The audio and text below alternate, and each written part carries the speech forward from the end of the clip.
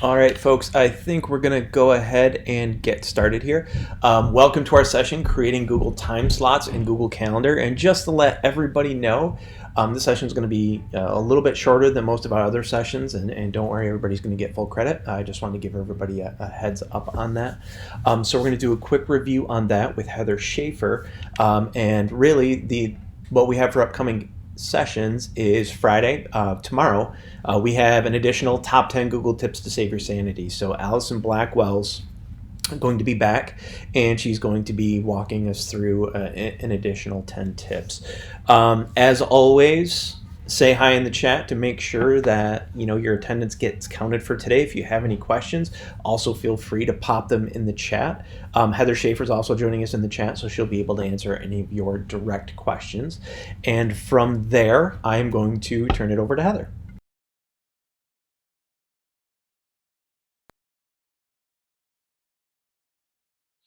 Hi everyone, I'm Heather Schaefer. I'm a Model Schools Coordinator at the Mohawk Regional Information Center. And today I'm going to be talking to you about Google Calendar appointment slots. So many schools have been asking their teachers to set up virtual office hours with this whole working and learning at home situation in order to help students on a one-on-one basis so that they can reach out to you, ask for help, clarify directions, and so on. So Google Calendar has a feature called appointment slots. It's kind of one of those lesser known and used features, but it's super helpful and it will save your sanity and your students' sanity as well when trying to schedule a time to meet with one another.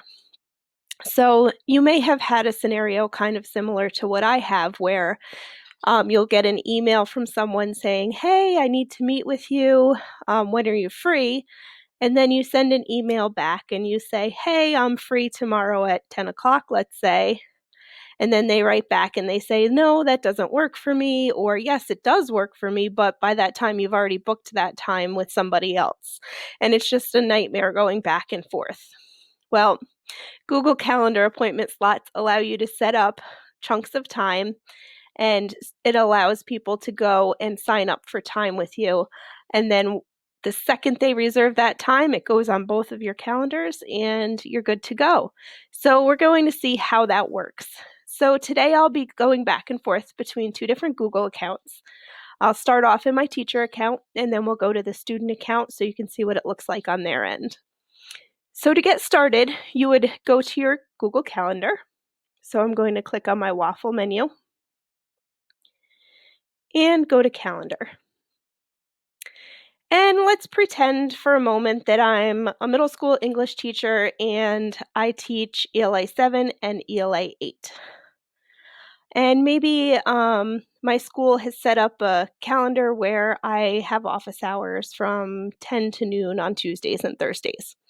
So what I would do is I would go to my Google Calendar, and on Tuesday, I would tap, whoops, I mean, you can do it in there too, but if you just tap lightly, it'll bring up this little pop-up menu, and you can drag and drop to make it go from, whoops, I want it from 10 to 12. And then see how you have all these different options down here? Appointment slots is the one you want to use. And you should be very specific in the way that you label it. So maybe I'm meeting with my ELA 7 on Tuesdays and my ELA 8 on Thursdays, for example. ELA 7, virtual office hours. And down here, you get to choose how long you want those appointment slots to be. By default, it's 30 minutes. I'm going to leave mine at that, but you can change it to whatever you want. You can do 15 minutes, an hour, whatever works for you, and hit save. And then I'll do the same on Thursday, except this time I will call it ELA 8, virtual office hours.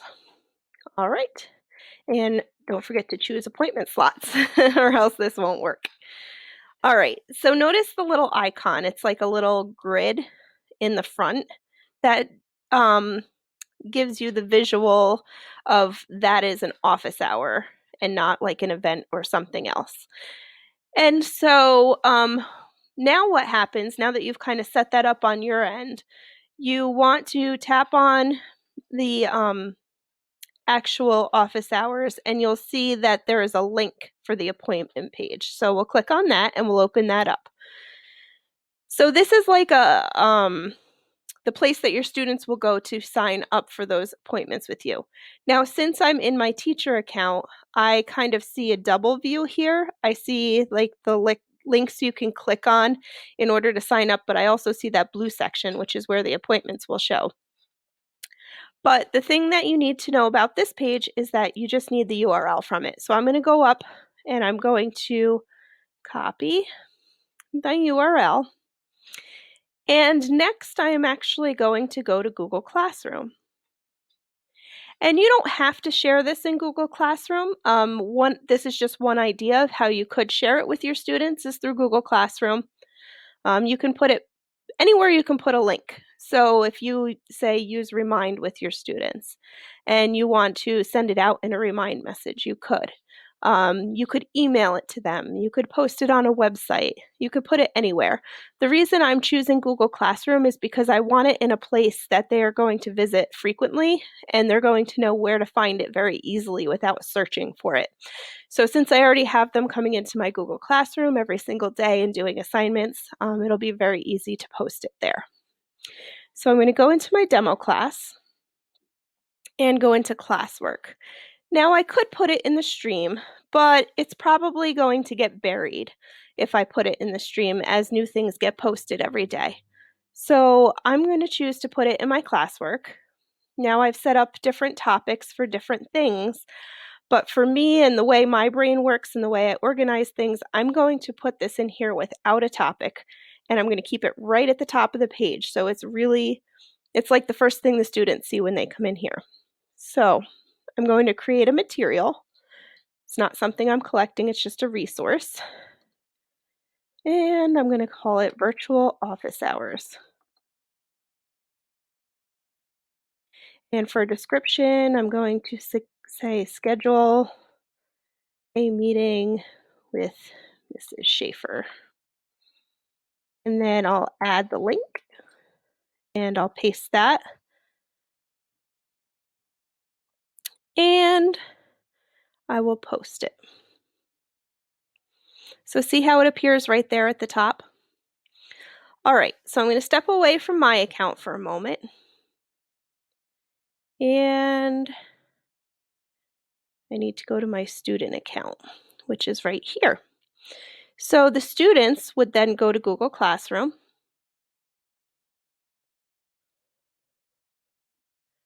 and go to the classwork tab. And here they will see virtual office hours. And they could open that link up. So this is what it looks like for them. And you can use the arrows in the top left-hand corner to scroll, if you had ongoing office hours for a few weeks, for example. But I've only set them up for this Tuesday and Thursday. So let's pretend I'm an ELA 7 student and I want to sign up for 10:30 a.m. I'm just going to click on there. And you'll see automatically the what section is filled out with the type of appointment slots that you put as the title. And then it also has the student's name afterwards. So that's pretty good. You should probably just leave that alone. And then where you can have the students specify, do they want to meet with you on Google Meet? Do they want a phone call from you? If they do want a phone call from you, maybe it's a good practice to put their phone number in there. So let's say for this one, I do want a phone call. And I'm just going to put a fake number in there for now. And then you should train your students to also be as descriptive as they can in the description area so that you as a teacher can prepare for the meeting and have whatever resources you need available. So I need help writing my thesis for my paper. Save. And let's say now I'm an 8th grade student. Let's just pretend I switched students. And I want to do Google Meet. I couldn't understand the instructions on this week's assignment. All right, so you see how it turned up blue and it showed what I signed up for. That's because right now that student is logged in and they chose that time slot. But in the future, for other students that are logging in with a different account, they won't see that blue area. They'll just see it blank, like there's nothing available to pick from. Okay, so now if I was that student and I went to my Google Calendar, I should see both of the appointments that I signed up for.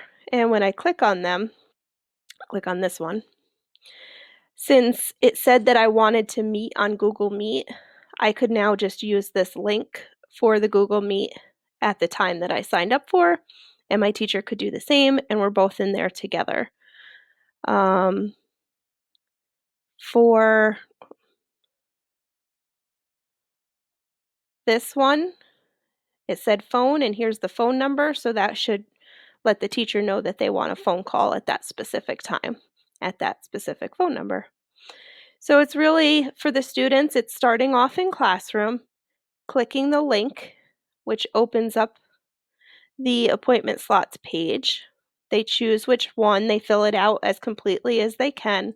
And then if it's a Google Meet and they need to get to that when the appointment actually happens, they go to their calendar and they click and they use that link.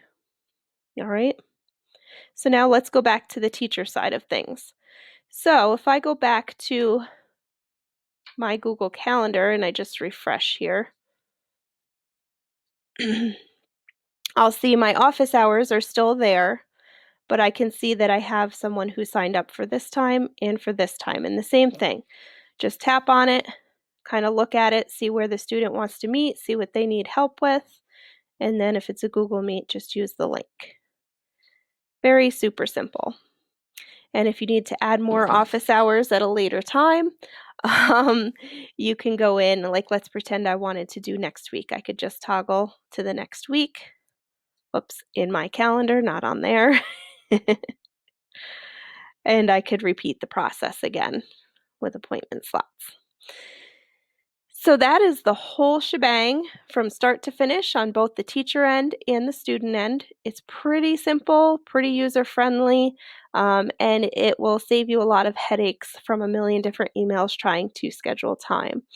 So I hope that was helpful. And remember, again, when you go to this page, you just want to copy and paste that URL wherever you communicate with your students. You could use this,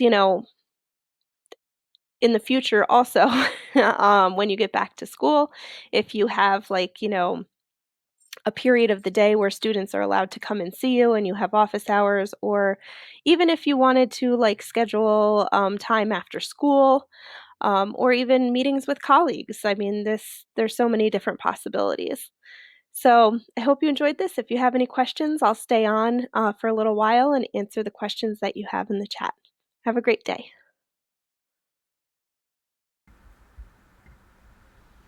Alrighty, thank you very much, Heather. As always, we're going to hang out inside of the chat for a little while. So if you have any questions, please feel free to pop them in the chat. And if you haven't said hi yet, say hi to make sure that you get your attendance in for today. And like I said, we'll stick on chat for a little while. So any questions, pop them in there. And if not, have a great afternoon, and hopefully we will see you tomorrow.